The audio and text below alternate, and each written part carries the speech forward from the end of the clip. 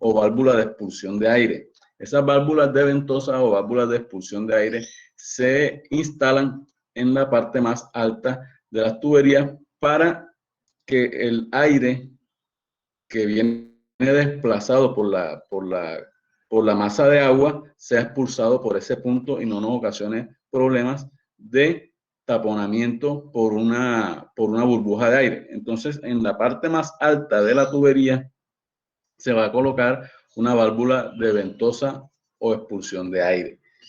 Se pueden colocar varias. Si yo tengo una línea muy sinuosa, yo puedo colocar en cada punto alto, debo colocar una válvula de expulsión de aire o válvula de ventosa. En la parte más baja, en las zonas más bajas de la conducción o aducción, debo colocar una válvula de purga, es decir, una válvula para poder sacar todos los sedimentos que se acumulen en esta zona. ¿Está claro eso? Sí, profe. Sí, señor. Entonces, este sería el caso ideal, que esa línea piezométrica no corte la tubería. Cuando la conducción es libre, cuando se me va a presentar este caso, la línea piezométrica prácticamente coincide con la lámina de agua, sin ningún problema. Esto no va a hacer que funcione mal la tubería, ¿sí? Acá, en este punto, me está cortando la línea piezométrica, me está cortando la tubería en dos puntos, en el punto A y en el punto B. Entonces, en estos puntos se están presentando presiones negativas y es prácticamente imposible evitar que entre aire en estos puntos, por lo cual prácticamente el agua no va a pasar de este punto A, no va a seguir su camino. Entonces, este escenario no es viable. Entonces, inclusive si yo instalo una válvula de ventosa, no me va a funcionar porque hay presiones negativas en ese punto. Y acá también es el mismo caso, pero acá inclusive me está cortando, además de la línea piezométrica, está cortando el plano piezométrico estático. Es decir, ¿qué va a pasar ahí? ¿Quién me dice?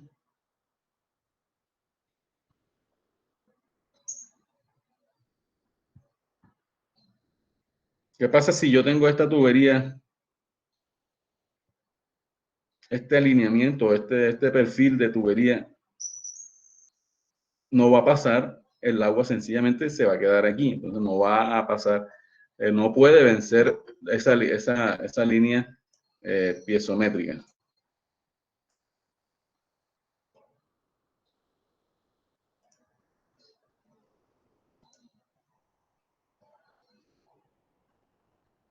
Y acá, el mismo caso, esto es imposible hacerlo por gravedad, entonces vamos a necesitar un sistema de bombeo para poder vencer esta altura piezométrica. El trazado y la profundidad de esta tubería, lo ideal es que se instale por terrenos de propiedad pública. Con esto estamos evitando las servidumbres y pagos adicionales a los propietarios de los terrenos por el paso de la tubería, además de que cuando la tubería va por predios privados es más difícil o a veces se dificulta la entrada a esos predios, entonces si hay que hacer algún mantenimiento, pues es más complicado hacerlo. Se deben analizar diferentes alternativas del trazado que permitan la optimización del mismo, desde el punto de vista de longitud, diámetros, accesorios y condiciones de suelo. Entonces, si yo voy a llevar el agua de un punto A a un punto B, pues yo tengo varias opciones de trazado y tengo que tengo que evaluar cada trazado para ver cuál es más económico, cuál de pronto me evita los pagos de servidumbres. Entonces, tengo que analizar todo esto. También debo analizar diferentes diámetros, porque obviamente por un mismo diámetro o por varios diámetros yo puedo pasar el caudal necesario, sino que me va a ocasionar si es menor el diámetro, va a tener unas mayores pérdidas por fricción. Entonces tengo que también evaluarlo. Si yo tengo un sistema de bombeo, cuando yo por el diámetro o por varios diámetros puedo pasar el caudal, pero si es muy pequeño, entonces las pérdidas por fricción van a ser muy altas, por lo cual la potencia del motor va a ser mayor. Si es una tubería más grande, de pronto la potencia del motor va a ser menor, pero el costo de la tubería por ser más grande es mayor. Entonces yo debo analizar esas condiciones o esos escenarios para poder hacer un análisis económico de cuál sería la mejor opción. Se deben evitar zonas de deslizamiento, inundaciones o de un alto nivel freático. Esto debido, obviamente los deslizamientos no son,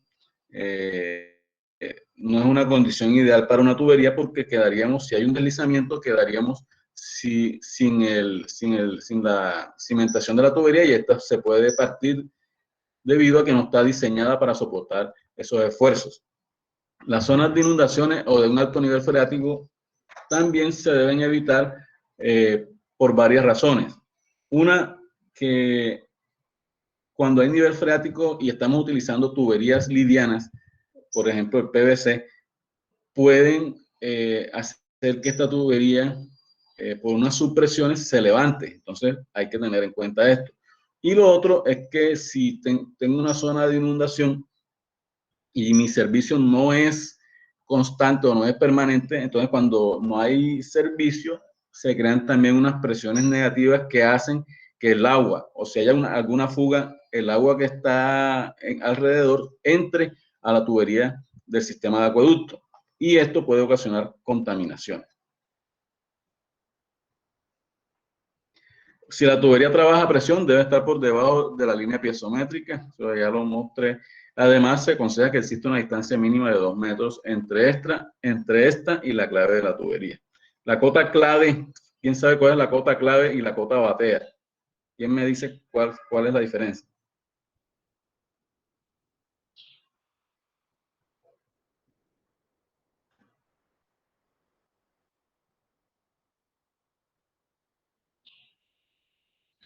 Bueno, la cota clave y la cota batea, pues se usan cuando nosotros vamos ya a tener unos planos de construcción para poder decirle al fontanero cómo va a instalar la tubería. Entonces, la cota batea es la cota donde de la parte interior del tubo, la parte interior e inferior del tubo, es decir, la que va a estar en contacto con el terreno. Y la cota clave es por decirlo así en palabras que se puedan entender, es el lomo de la tubería, la parte de arriba de la tubería. ¿Está claro? Entonces, yo cuando voy a hacer una excavación, le tengo que decir, ¿Puedes repetir lo le tengo que de... decir al maestro. Si puedes repetir Sí, lo de la diferencia vamos a entre decir, por cota aquí hay clave un tubo. Vamos a decir, por aquí hay un tubo. Vamos a ver aquí más o menos. La cota batea es este punto de aquí. Si logran, o sea, si lo logran mirar, aquí. Es prácticamente lo que va a estar en contacto con el terreno, la parte de abajo de la tubería. Esa es la cota batea. Y la cota clave de la tubería es la parte de aquí, la que está encima del tubo. ¿Ya? Entonces, cuando yo les digo que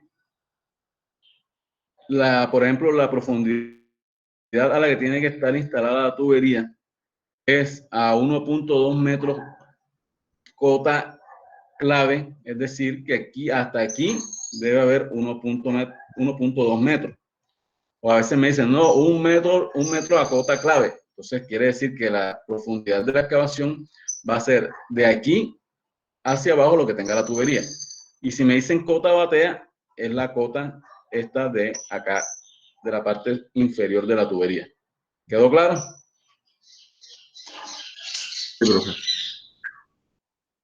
Ok.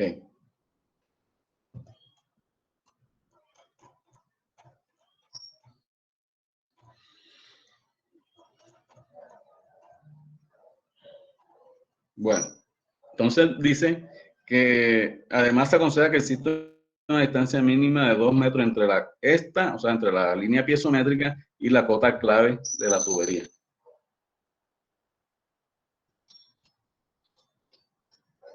Se recomienda que la tubería esté enterrada a una distancia mínima de 0.60 metros y que cuando ésta cruce por terrenos con altas cargas se incremente mínimo 1 metro. Esto más o menos lo que quiere decir es que, por ejemplo, en zonas verdes, donde no va a haber tráfico, la distancia puede ser a 0.60. Esta es la cota clave.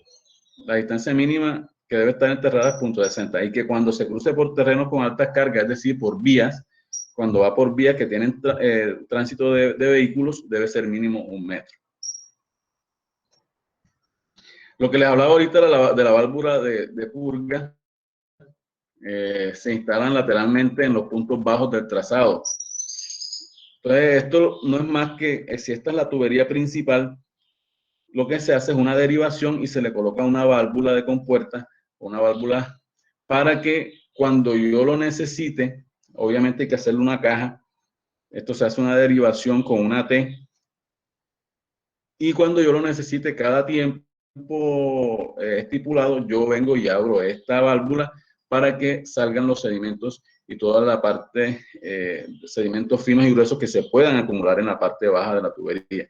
Entonces, si la tubería principal tiene un diámetro entre 3 y 10 pulgadas, el diámetro de esa derivación debe ser de 2 pulgadas.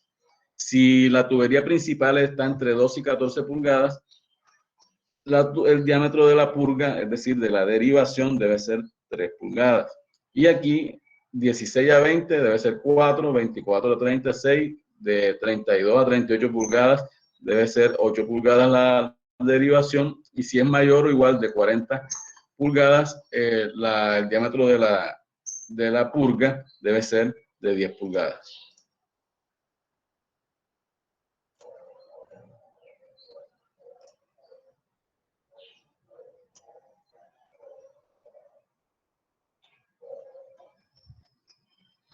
Las ventosas, entonces hay válvulas que también ya les mencioné, las ventosas, que es para la expulsión del aire, pero también para admisión. Entonces, válvulas de expulsión, admisión de aire, hay unas de funcionamiento automático, hay una cantidad de válvulas, triple acción, doble acción. Entonces, deben ubicarse en los puntos altos de la conducción, siempre que la presión no sea muy alta o sea menor que la presión atmosférica. Entonces, en el caso donde se cortaba la línea piezométrica, no se pueden instalar tuberías porque la presión es negativa, es decir, menor que la presión atmosférica.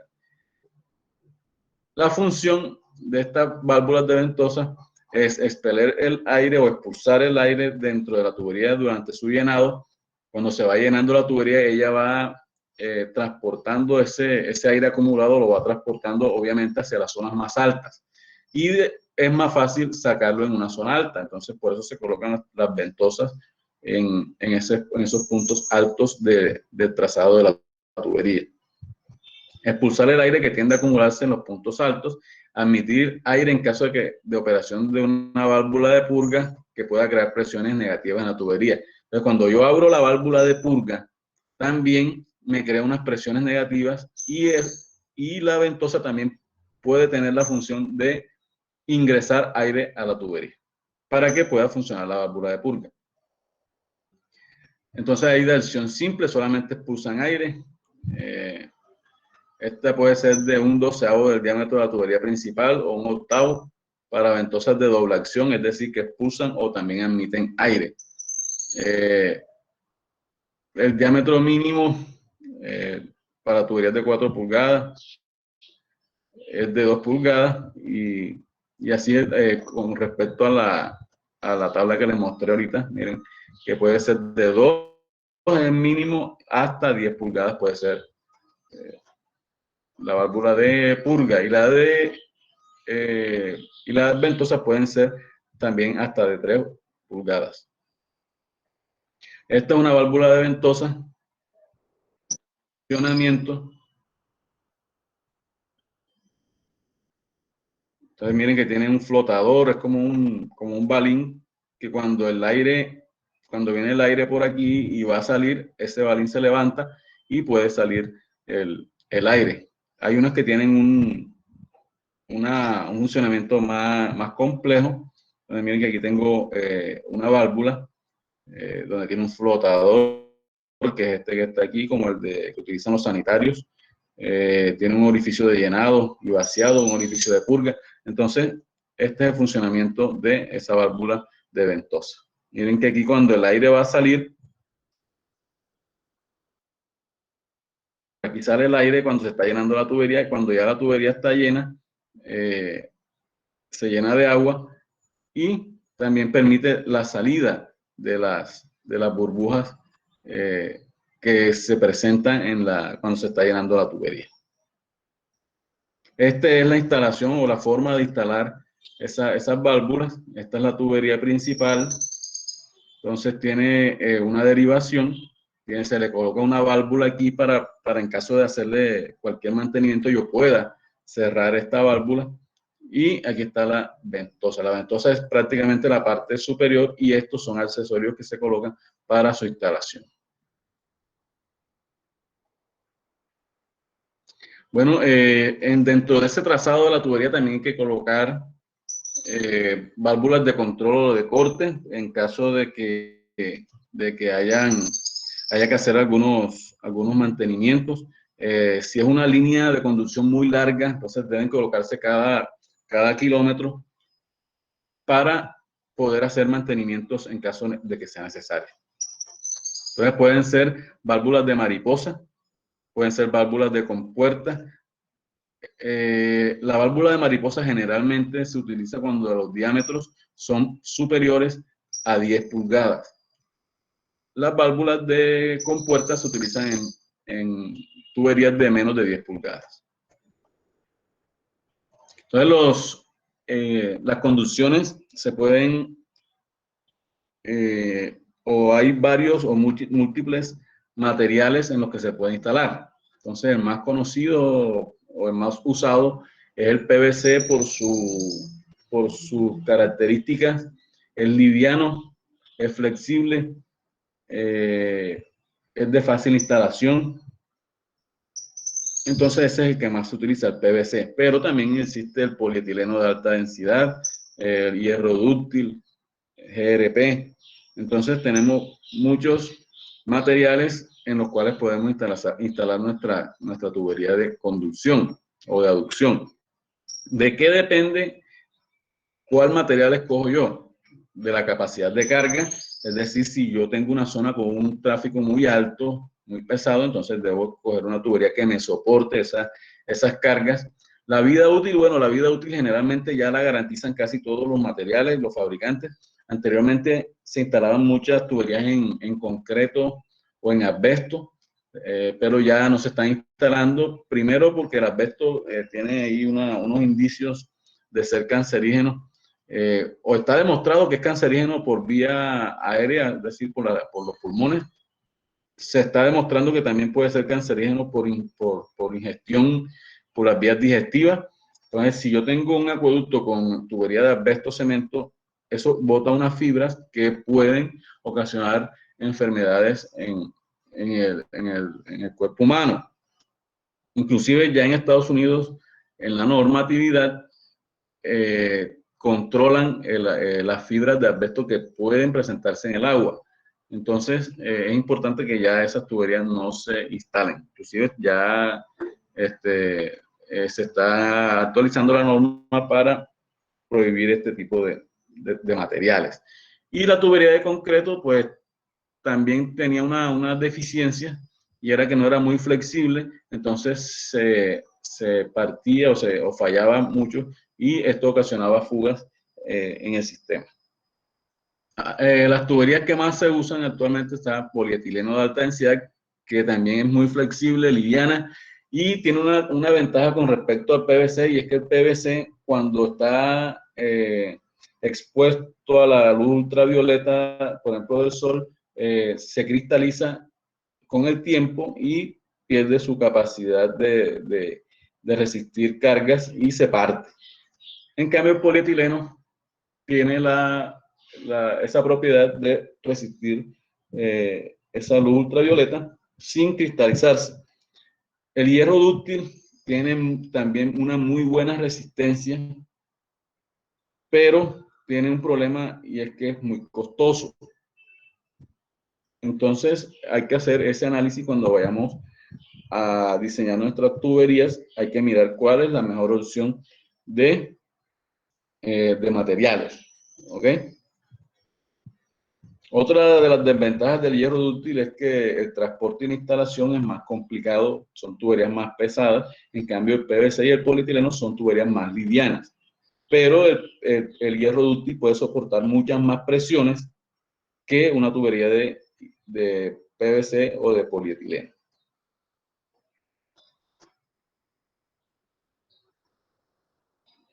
También hay hierro fundido, hay hierro dúctil. Mire que el hierro tiene vida útil de más de 100 años o hasta 100 años.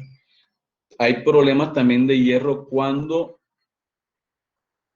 las características del agua son, cuando tiene hierro, cuando tiene magnesio, se aparecen incrustaciones en la tubería que disminuyen la capacidad de transporte de esta. El acero también se puede utilizar, es más liviano que el hierro, soporta altas presiones de trabajo, una vida útil mayor de 50 años, puede verse afectada por suelos alcalinos o ácidos.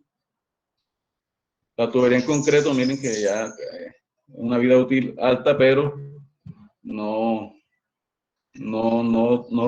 soporta algunos esfuerzos. El asbesto cemento, miren que dice que es cancerígeno.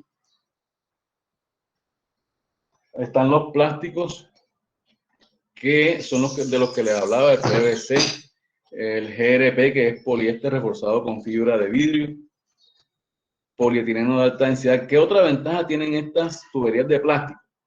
Que tienen unos coeficientes de fricción muy bajos, mucho más bajos que la tubería de concreto y la tubería de hierro. Entonces esto hace que tenga un mejor comportamiento hidráulico para yo poder hacer mis diseños. Son tuberías más livianas, son tuberías de fácil manejo, tienen una muy buena resistencia a la corrosión, la rugosidad relativa es muy baja, tienen una muy buena acomodación en el terreno, es decir, que son flexibles y tienen buena resistencia a cargas externas. Entonces, miren, aquí aparecen lo que eran las tuberías de asbesto. Anteriormente se dividían por clases y mostraban cuál era la presión máxima de servicio, que eran 15 kilogramos por centímetro cuadrado. Las tuberías de PVC ya no se dividen en clases, sino que tienen un RDE. ¿Alguien sabe qué es RDE?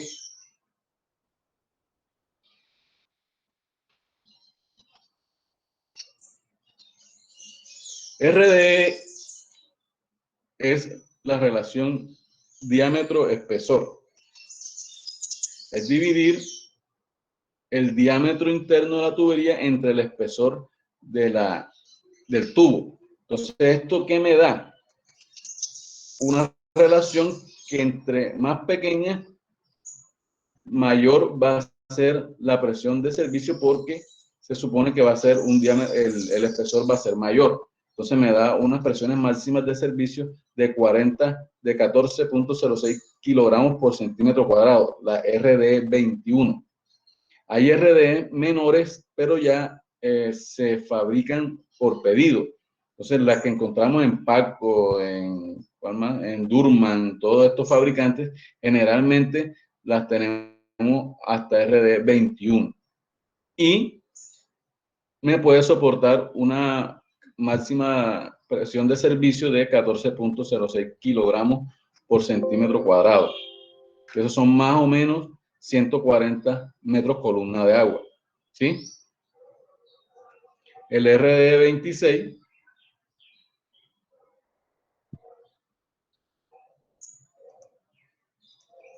RD 32.5 y RD 41. Entre más grande es el RD, menor es la presión máxima de servicio.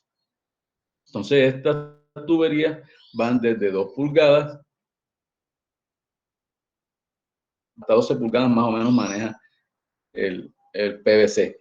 El polietileno de alta densidad ya no me maneja RDE, o sí lo maneja, sino que ellos comercialmente no lo muestran, sino que dicen que, por ejemplo, una tubería de polietileno de alta densidad PN10. ¿Qué significa PN10? Que es una presión nominal de 10 bares. Entonces ya no trabajan en kilogramos por centímetro cuadrado, sino que trabajan en bares. Entonces hay PN10, PN16, entonces entre mayor es el PN, o sea, la presión nominal de trabajo, mayor es la presión que puede soportar. ¿Está claro hasta acá? Están muy callados últimamente. Están despiertos. Sí, profe, está claro. Sí, profe, estamos aquí, está claro. Sí, están muy callados. No preguntan, antes preguntaban. Profe, que si puede darle acceso a una compañera, disculpe. Bueno, por favor, traten de entrar a la hora, porque después...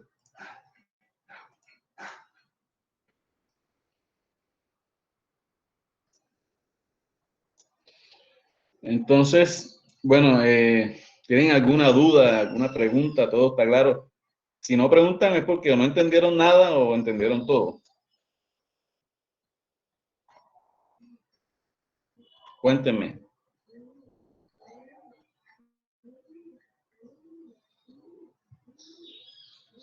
María José, ¿estás por ahí?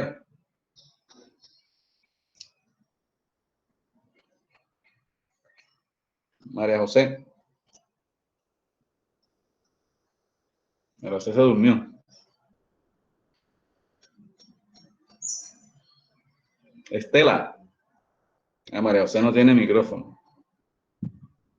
María José entendió todo, no entendiste nada.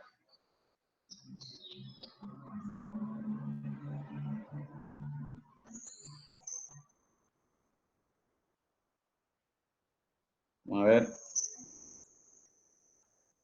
María José Gómez. Vamos a preguntar a Estela, ¿dónde está Estela? Estela Casares. Aquí, profe, presente. Sí, profe, sí se entendió todo muy bien. Entonces, ¿qué es el RD? A ver.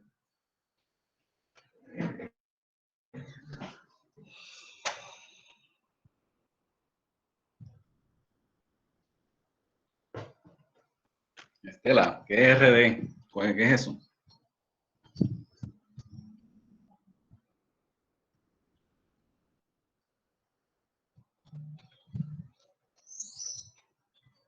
Es la relación diámetro-espesor, profe.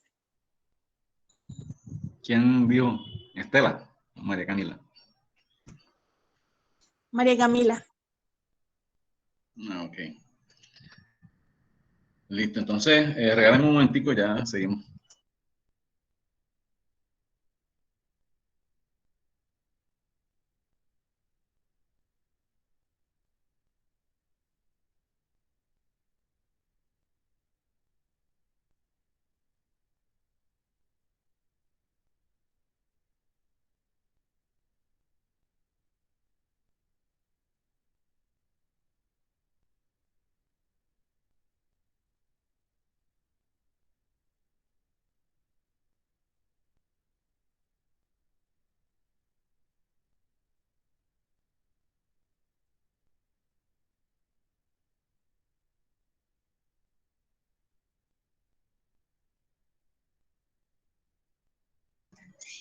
Bueno, entonces, la RD es la relación diámetro-espesor. Les dije que a un mayor RD,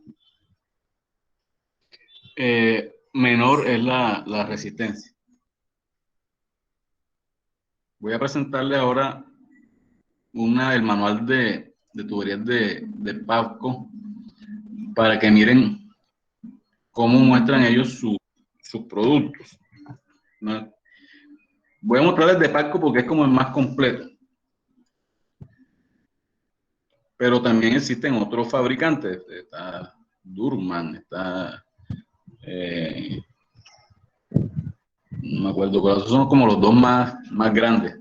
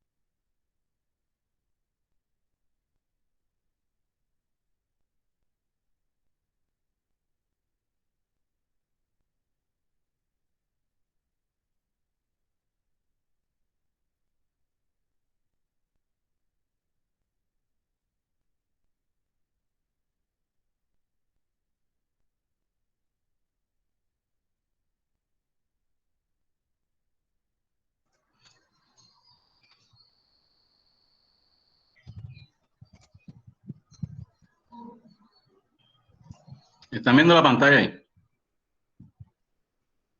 Sí, profe. Sí, profe. Ok.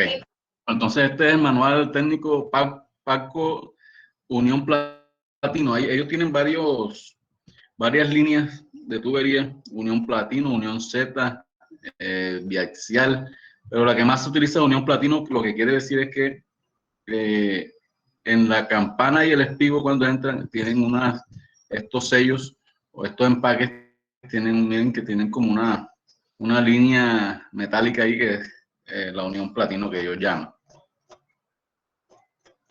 Entonces, miren cuáles son las ventajas que ellos muestran. O sea, obviamente ellos muestran sus ventajas, no muestran ninguna desventaja porque pues, ellos no van a mostrar lo que no hacen bien. Entonces, dice que coeficientes de fricción de 150 milímetros, un K sub S de 0.0015 milímetros. Esto es muy bajo si lo comparamos con el hierro, por ejemplo, que tiene 0.03.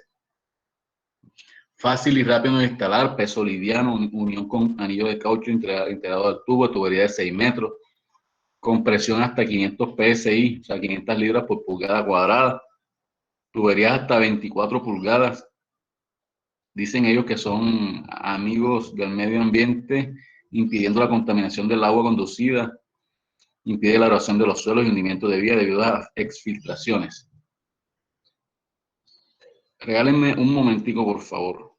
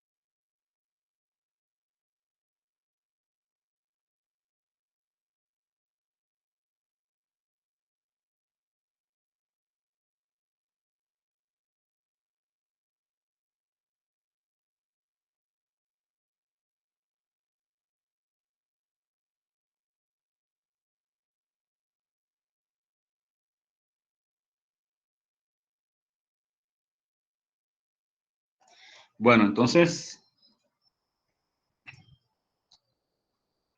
¿siguen viendo la pantalla o se quitó? Sí. Entonces ellos muestran la vida útil mayor de 50 años, fácil mantenimiento, asistencia técnica durante el proceso, le ayudan a diseñar, compra, ejecución, en la ejecución de obra. Entonces, ellos tienen bastantes estudios de sus productos. Entonces, los sellos, cómo trabajan, tienen resistencia a la corrosión, baja conductividad térmica, autoextinguible, o sea, cuando tienen algún incendio o algo, se apagan ellos mismos, resistencia a los productos químicos. Entonces, miren aquí, lo que yo les mostraba, el RD21. Entonces, miren, la presión de trabajo a 23 grados centígrados son 200 PSI o 1.38 megapascales o 14.06 kilogramos por centímetro cuadrado. Entonces, miren los diámetros nominales. Los diámetros nominales está desde 2 pulgadas hasta 24 pulgadas. Esos diámetros nominales no son necesariamente los diámetros internos de la tubería. Miren que el diámetro interno cambia un poco. Se supone que las 2 pulgadas son 50 milímetros y él tiene un diámetro interno promedio de 54, porque ellos tienen una campana que es un poco más grande que el espigo de la tubería. Para poder entrar para poder que entre al espigo debe ser más grande. Entonces, por esa situación, el diámetro interno no es exactamente el que dicen las pulgadas. ¿Ok? Entonces, aquí está. Entonces, el RD21 lo que hace es hacer una relación entre el diámetro interno y el espesor. Entonces, si yo divido 54.58 entre 2.87, ¿cuánto da?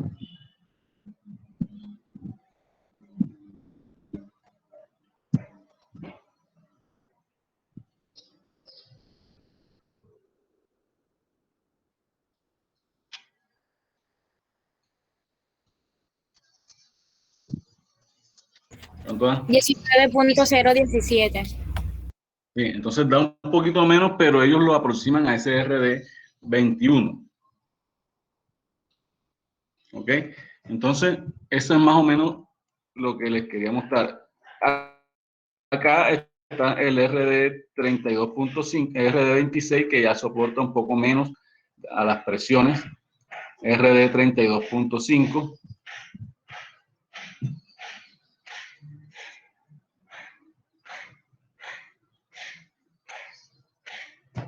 El RD32.5, RD41, que ya soporta menos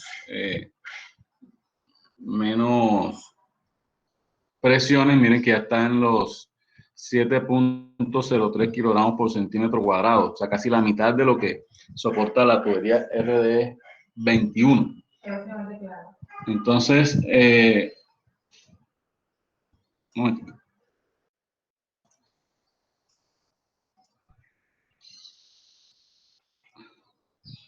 Aquí podemos observar cuáles son las diferentes presiones a las que puede trabajar esta tubería.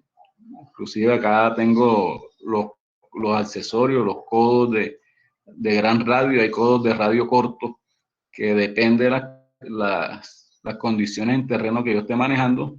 Puedo necesitar un codo mucho más largo o puedo necesitar un codo más corto. Aquí están todas las características de las uniones de reparación, todo esto, que ya son cuestiones más constructivas. Las T's. Aquí están todos los accesorios. Codos de 45 grados, codos de 22.5, codos de 11.25. Entonces tenemos todos estos accesorios acá en el manual. Hay un manual, bueno, aquí me presentan cuáles son las tablas, cuáles son las pérdidas de presión en la tubería, dependiendo del RDE. Entonces, esto me lo dan, miren, dependiendo del caudal, así van a ser las pérdidas por fricción. Entonces, en metros sobre metros. Entonces, miren, caudal. Yo puedo fácilmente aquí entrar con un caudal y ver cuáles son las pérdidas por fricción que nosotros normalmente calculamos con las fórmulas puede ser de Hazen o pueden ser las fórmulas de Hardy, de Darcy-Weisbach o cualquier. Pero aquí lo están calculando con Hazen-Williams. Entonces, para cada tipo de tubería, RD32.5, ellos calculan las pérdidas por fricción de cada uno de sus tuberías. Entonces, esto nos facilita un poco el tema para los cálculos. Entonces, dejemos acá por el día de hoy. En la próxima clase vamos a hacer un ejercicio y también vamos a ver la exposición de la compañera de desarenador. Que tengan un buen día y cuídense mucho. Profesor, disculpe, una pregunta. En cuanto al proyecto, ¿qué posibilidades hay de que explique brevemente cómo se va a realizar el proyecto, qué es lo que hay que incluir como tal? Sí, profe, lo que pasa es que hay algunos que no pudimos asistir el día lunes y los compañeros le pedimos que nos explicaran y, o sea, no le entendimos, estaban como enredados, entonces a ver si podría, por favor, profe, repetir el tema del proyecto. Bueno, el proyecto, ya yo les dije, hay 5 municipios a los cuales se le va a hacer. Lorenzo, por favor, apaga el micrófono.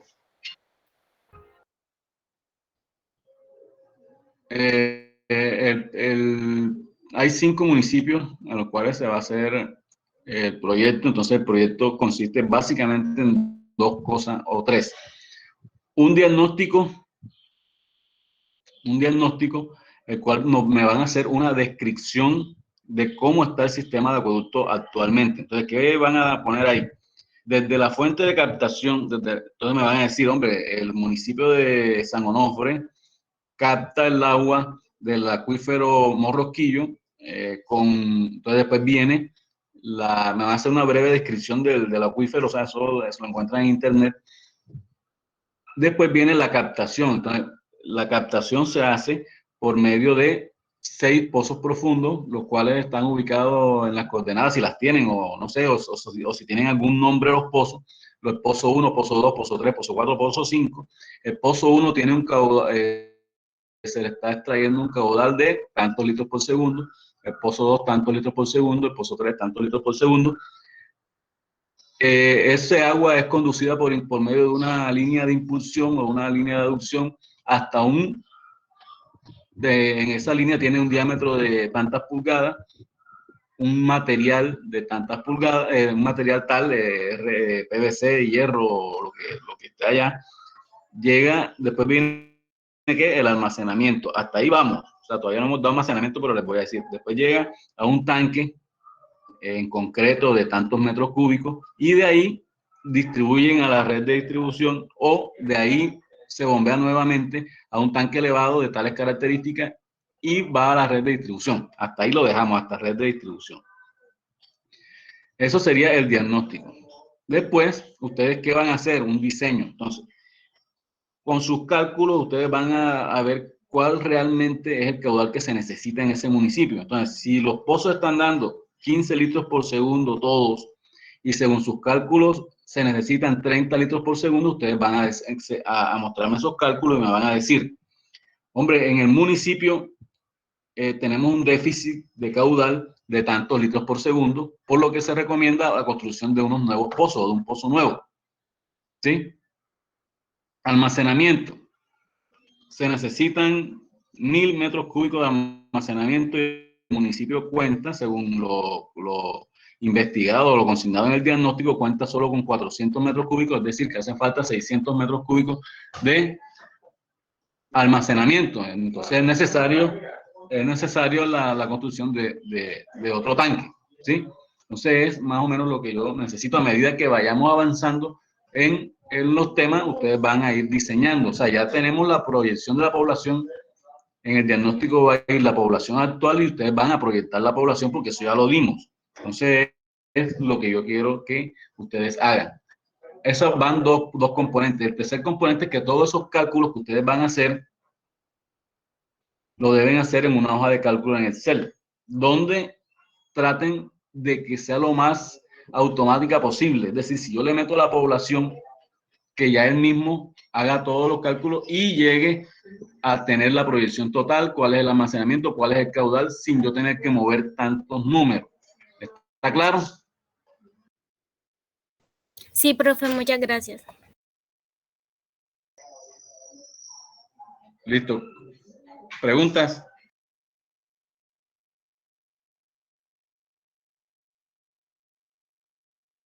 Profe, cuando usted dice el diagnóstico de el crecimiento de la población es, por ejemplo, estamos en 2021, de 2021 a 25 años.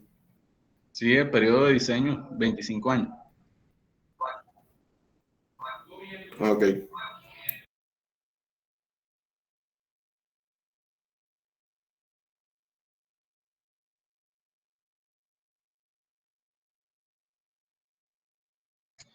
¿Listo? ¿No hay más preguntas?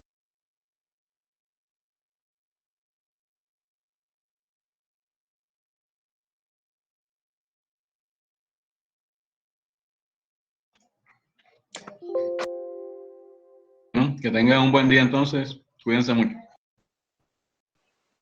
Hasta luego, profe. Igualmente, profesor. Listo, profe.